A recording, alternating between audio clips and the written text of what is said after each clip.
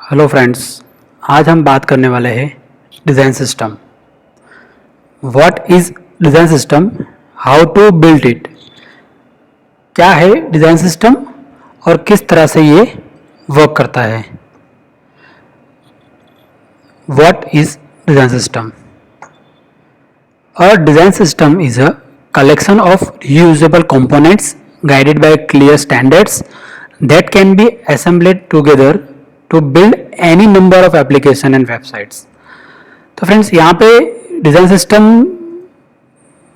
एक तरह से रीयूजेबल कंपोनेंट्स का कलेक्शन है कि जिसको आप एप्लीकेशन और वेबसाइट डिज़ाइन करते समय रिपीटेबल यूज कर सकते हो। एग्जाम्पल ऑफ रीयूजेबल कंपोनेंट्स, यहाँ पर मैंने बूटस्ट्रैप फ्रेमवर्क से कुछ कंपोनेंट्स एग्जाम्पल तरीके से लिए हैं, तो मैं आपको वन बाय वन दिखाता हूँ। सबसे पहले alerts, badges, breadcrumbs, buttons, button group, card, carousel, close button, collapse, drop downs and list group. Another reusable components are, यहाँ पे दूसरे कंपोनेंट्स है modal, navs, nav bar, pagination, popovers, progress, scrollspy, spinners, toast and tool tips. तो design systems के अंदर ये सारे components reusable होते हैं। इस तरह से आप डिजाइन सिस्टम्स के रीयूजेबल कंपोनेंट्स क्रिएट करने पड़े। Building a design system, design system कैसे बिल्ड करते हैं। What are the key steps to building a design system. There are 3 main steps for design systems. Design system हम 3 steps में build कर सकते हैं।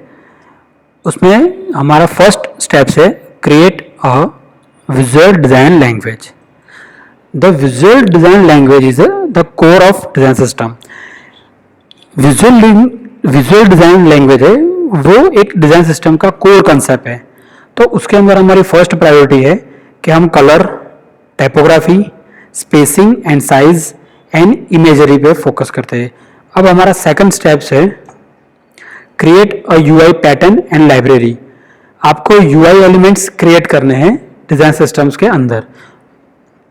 थर्ड है document what each component is and when to use. आपने design systems के अंदर जो भी कंपोनेंट्स और एलिमेंट्स बिल्ड किए हैं उसका एक सही तरह से डॉक्यूमेंट्स होना चाहिए ताकि आप डेवलपर्स को एक्सप्लेन कर सको कि इसका यूज कहाँ पर और किस तरह से यूज करना है। हमारा नेक्स्ट टॉपिक है create a visual design systems. The visual design language is a code of design systems. Your visual design language is a made up four main categories. You should consider the role of each this design elements play in every component on the screen. जो 4 main category है उसके अंदर से आपको components create करने हैं और उसको डिफरेंट स्क्रीन में किस तरह से डिजाइन करना है। इसी तरह से आप complete visual design system build कर सकते हो। तो उसमें सबसे फर्स्ट है हमारा colours, second typography, third space and sizing, fourth imagery. अब इस 4 कैटेगरी को हम डीप में वन बाय वन लर्न करेंगे। तो उसमें सबसे फर्स्ट हमारा रहेगा कलर्स। डिजाइन सिस्टम के अंदर common colours in a design system including 1 and 3 primaries that represent your brand. Design system के अंदर 1 और 2 प्राइमरीज कलर्स होते हैं जो तुम्हारी वेबसाइट और एप्लीकेशन का ब्रांड कलर्स होता है। You may want to include range of the tints and color mixed with the white और white के शेड्स जैसे एक 100 से लेके 900 तक के white shades and black shades होते हैं। जिस तरह से primary colour, secondary colour, status colour and grey scale colour. यहाँ पर मैंने एक बूटस्ट्रैप का एक एग्जांपल दे रखा है जिसमें इंडिकेट कर रखा है प्राइमरी कलर, सेकेंडरी कलर, और यहाँ पर जो सक्सेस, डेंजर, वार्निंग और इन्फो है वो है स्टेटस कलर एंड और कलर्स है grey scale, light colour and dark colour. Second design system के अंदर बिल्ड करने के लिए चाहिए typography. In most design systems include 2 fonts, one font for both headings and body copy and monospace font for code. Keep it simple to avoid overloading and confusing your user. Typographic design system के अंदर only 2 fonts होते हैं, जिसमें आप first जो font है वो आप पूरी वेबसाइट और एप्लीकेशन के अंदर हेडिंग और बॉडी यानी कि पैराग्राफ, ULLI और ब्लॉक कोट यहाँ पर आप यूज़ कर सकते हो। और मोनोस्पेस फॉन्ट है वो जिस तरह से आपको डॉक्यूमेंट लिखना है और वहाँ पे कोडिंग दिखाना है, तो वहाँ पे आप मोनोस्पेस फॉन्ट का यूज़ कर सकते हैं। और आपको हो सके उतना एकदम सिंपल तरीके से और ओवरवेलमिंग लोडिंग नहीं करना है, यानी कि एक ही फॉन्ट से यूज़ कर सकते हो आप। तो उसमें ज़्यादा से ज़्यादा हम जब प्रैक्टिकल डिज़ाइंस करेंगे तो उसमें से किस तरह से टाइपोग्राफी यूज़ होता है डिज़ाइन सिस्टम में वो हम देखेंगे। यहाँ पर मैंने कुछ एग्जांपल दे रखे हैं टाइपोग्राफी क्रिएट करने के लिए डिज़ाइन सिस्टम के अंदर: heading, paragraph, link, list and block codes. Next हमारा यहाँ पे एक एग्जाम्पल दे रखा है जो मैंने बूटस्ट्रैप से कॉपी कर रखा है। यहाँ पे ये एग्जाम्पल दिखा रहा है कि किस तरह से H1 से H6 तक आपको हेडिंग की टाइपोग्राफी सेट करनी है। इसी तरह पूरी प्रैक्टिकल डिज़ाइन सिस्टम की डिज़ाइन सिस्टम टाइपोग्राफी हम सेट करेंगे। अब हमारा नेक्स्ट टॉपिक है sizing and spacing. Design system में किस तरह से मार्जिन, पैडिंग, पोजीशनिंग और बॉर्डर स्पेसिंग वर्क करता है वो हम डिटेल में देखेंगे। The system you use for spacing and sizing look best when you have to rhythm and balance.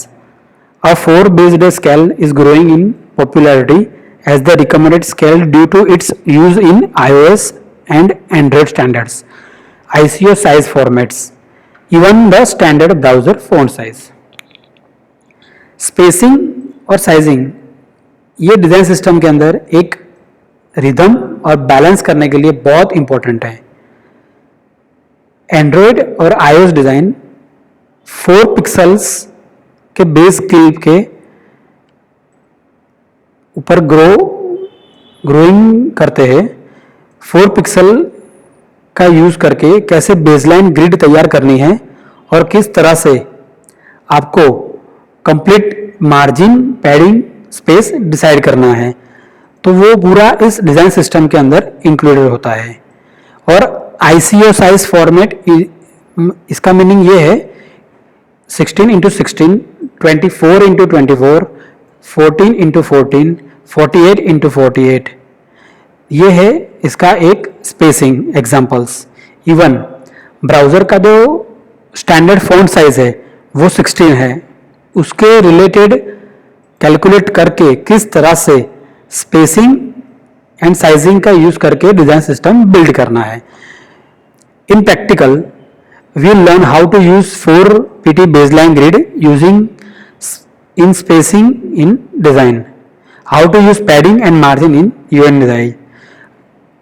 मैं मैक्सिमम ट्राई करूंगा कि UI डिजाइंस के मेरे एडवांस वीडियो में 4 पिक्सल बेस ग्रिड लाइन कैसे यूज करनी है।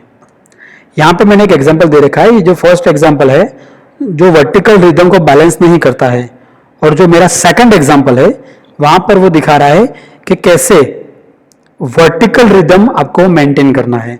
उस बैलेंस से आप डिजाइन सिस्टम अच्छी तरह से बिल्ड कर सकते हो। हमारा नेक्स्ट पॉइंट है इमेजरी।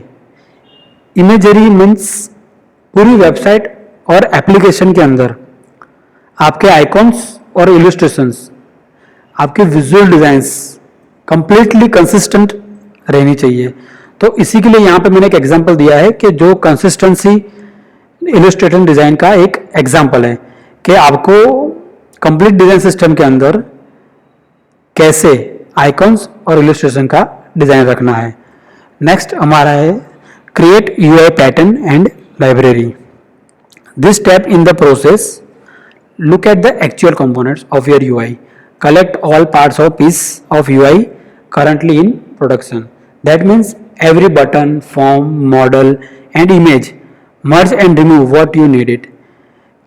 आपको आपकी वेबसाइट और एप्लीकेशन के लिए कंप्लीट एक UI पैटर्न लाइब्रेरी तैयार करनी पड़ती है जो कंप्लीटली डिज़ाइन सिस्टम के अंदर हम बिल्ड करेंगे, जिसके अंदर हमारे UI कंपोनेंट्स और UI डिज़ाइन से alerts, badge, breadcrumbs, buttons, button group, card, carousel, close button, collapse and drop downs, list group, modals, nav bar, pagination, popovers, progress, scrollspy, spinners, toast and tool tips. ये पूरा example मैंने bootstrap में से ले रखा है, क्योंकि bootstrap भी एक तरह से फ्रेमवर्क के साथ साथ पूरी डिजाइन सिस्टम्स है कि जिसके लिए हम उसका यूज करके कैसे क्रिएट करना है वो हम हमारे प्रैक्टिकल एग्जाम्पल में देखेंगे।